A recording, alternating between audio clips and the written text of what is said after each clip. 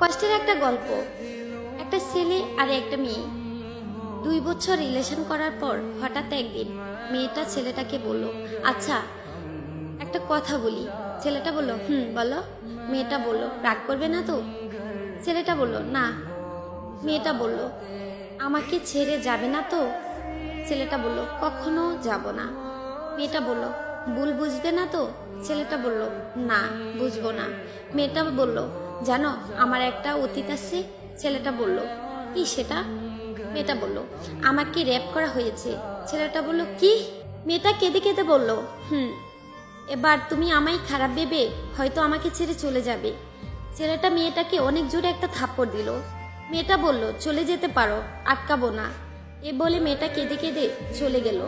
কিছুদিন পর হঠাৎ একদিন ছেলেটি মেয়েটিকে ফোন করলো। মেয়েটি বলল, হ্যালো। ছেলেটা বলল, একটু দেখা করবে? মেয়েটা বলল, কোথায়? ছেলেটা বলল, আমরা যেখানে দেখা করতাম।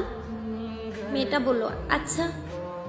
ছেলেটি আগে থেকে এসে মেয়েটির জন্য অপেক্ষা করতেছে। কিছুক্ষণ পর মেয়েটি আসলো।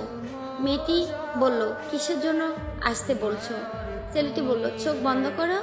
মেয়েটি বলল, কেন? ছেলেটা বলল, এত প্রশ্ন করো কেন? মেয়েটা বলল, আচ্ছা চোখ বন্ধ করলাম। ছেলেটা বলল, এবার চোখ খুলে তাকাও। মেয়ে চোখ খুলে দেখে যে ছেলের বাবা মা আসছে। মেয়ে অবাক। ছেলেটা তখন হাঁটু গেড়ে বসে মেয়েটাকে বলল, তুমি কি আমাকে বিয়ে করবে? মেয়েটা বলল, তখন ছেলেটি বলল, আমি তোমাকে ভালোবাসি, তোমার অতীতকে না।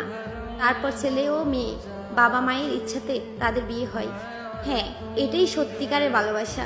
অতীত জেনেও ভালোবাসার মানুষটি ছেড়ে যায় না। আসলে এই গল্পটা শুনে বুঝতে পারলেন, সব ছেলে এক হয় না এবং তার পরিবারও না। ভালোবাসতে জানলে ভালোবাসা সুন্দরবন, ভালোবাসো মন থেকে।